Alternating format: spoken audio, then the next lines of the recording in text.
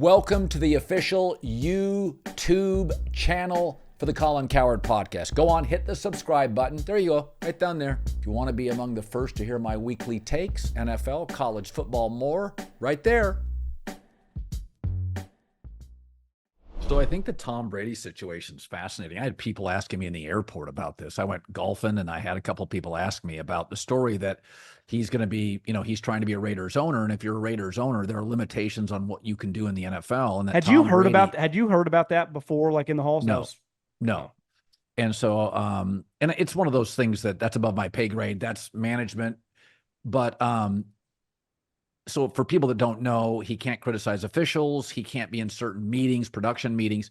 I don't think the production meetings is a big deal. I think if you've been watching this stuff that Brady is allowing people to see the binders he has from every single season, everybody he ever faced, his preparation is, even compared to people who spend a lot of time preparing, is literally next level. And he just got off the field. I don't worry about any of that. The only part of it that concerns me, and it only may happen once every 2 weeks, 8 times a year, that you may have to call at the officials and go, that's a blown call. Now, replay helps reverse a lot of missed calls. So again, it's not the 70s, 80s. But when I read all the stuff, I thought, do you view it as credibility dinged if he can't rip officials? And I'm not saying rip, but be question officiating. Listen, I like my announcers. I think once everyone started getting on Romo, Troy Aikman kind of got his swag back, and he'll light into somebody, and I like that. Yeah. Now, some people maybe like a more rosier glass, but here's the one thing. There's 20, 30 million people watching this game. When stuff's screwed up now in football, you have a pretty good idea. And people don't like to hear rose-colored glasses when stuff's pretty obvious. I thought it's not only officials. This isn't like certain things like with teams. To me, the restrictions that I read feel like, God, part of my big question mark with Tom, because I heard him on your show, he's awesome. I mean, his ability to speak about complicated stuff. But I was like, let his true personality come out, that he's known as the great teammate. Part of that is being one of the guys, obviously ribbing some people. I think that's pretty difficult. It will not be difficult for him to get the coaches and the players on the phone. Right? They will call him back. That doesn't feel like a deal. That doesn't matter at all. Peyton talks about that sometimes on Monday night. Like, I talked to Sean McVay on his drive home. They can go, him and Peyton can get anybody on the phone in the NFL in 5 minutes. Right. I do think him not being able to do that, if that's really serious, couldn't you argue? And listen, I'm as pro-capitalism as anybody. But this feels like it's going to be pretty tough if he one day actually, he's just never allowed to do that. It is pretty difficult to do your job if there are legit restrictions, because it's easy this year. But what about 5 years from now when you have some coaches you know nothing about? Those production meetings do hold some value, right? And that's one thing I'm not saying to like divest from the Raiders, because that's a pretty good investment investing into the NFL. But it feels pretty difficult. Fox is giving them almost $400 million. Yeah. And again, I read all the restrictions. And listen, I'm a corporate opinionist. So essentially, I have strong opinions for companies, ESPN and Fox, that have rights with everybody. And my take has always been, I can say pretty much everything and anything, but I don't make it personal. I'm not going to go after Roger Goodell personally or Adam Silver. Even now that we don't have the NBA, I try to be fair with people, even when I'm critical of people. Like for years, even with Baker Mayfield, I've said he is a top 20 quarterback. I think he's a great guy. He and Emily are wonderful people. I root for the guy. I thought he was immature when he came into the league. So I try to qualify stuff. I don't want to be a sledgehammer. I don't want to be an anvil, because I'm in these relationships too. I see these commissioners. I see these coaches. I don't want to be a jerk. I want to be somewhat respected as a generalist or an opinionist.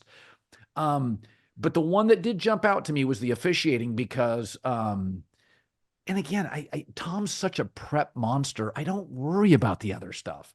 But that one, I think what it would be, it wouldn't affect him, but it would mean a lot of bad press for him and Fox. And I think corporations don't like that.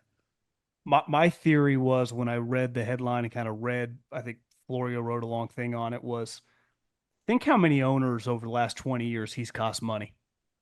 Playoff victories, knocked him out. Because this feels like pretty innocuous. What's he doing? Going to your practice and telling Antonio Pierce, who beat him in a Super Bowl to steal some guy off a practice squad. Like, what Right. is really going to happen? But I bet some owners, or maybe their VPs or people that know the true, because this feels pretty deep on the rule book for someone to dive, and word gets out, and they all kind of, a group of 3, 4, and then it just kind of grows as, not that they have anything against him personally, but from a competitive business standpoint, because the NFL is kind of unique that they're all independent entities worth billions of dollars, but they benefit as a unit. So sometimes they are, I would say, fractured, and sometimes because this doesn't gain steam without a group of several guys coming together and making a stink, right? I don't think Rodgers just saying, "Oh, you can't do this." Right. I think it's some owners, and think about he's beat a lot of people in big games that the difference, how much, what were the Patriots worth 20 years ago before they started rattling off Super Bowls? They're worth a lot more now because of the history all tied to Tom.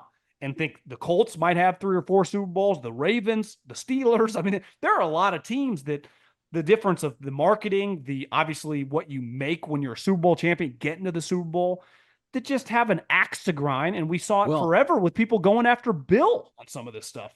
how about Deflategate? That was the Colts. I Yeah.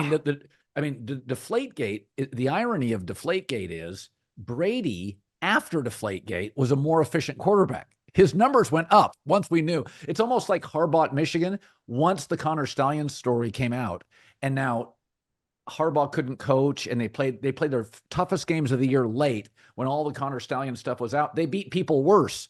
So it was like Deflategate and Harbaugh. We know Tom's great. We know Michigan was great, but let's be honest, Deflategate came from the Colts. Turn Yeah, them in. I think you could look at the Colts, the Jets with Mangini, right, with the Spygate.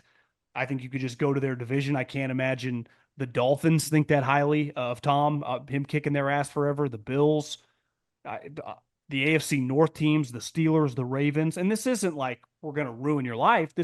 We have certain rules. This is really deep in the rule book and doesn't seem necessary, but screw you. We're going to make this a little more difficult on you. And it's like, okay, you want to join our country club? We're not just letting you right in, because remember, Mark Davis tried to almost let him buy in at a number not equal to the actual value. And the owner said, no, no, no, no, no. If your team is valued as X, Tom needs to pay this even for a tiny percentage. So they have made it, I would say, pretty difficult on Tom to get into this. What would you consider the NFL one of the top 5 country clubs in America? I mean, it's got to be one of the might be the most difficult thing to get involved in currently.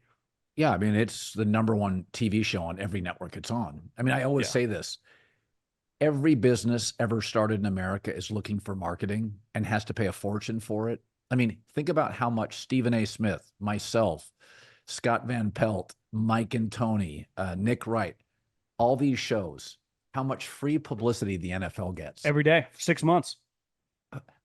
Hundreds of millions of dollars on all of these talking shows, radio, TV, free. Every business looking for a free ad.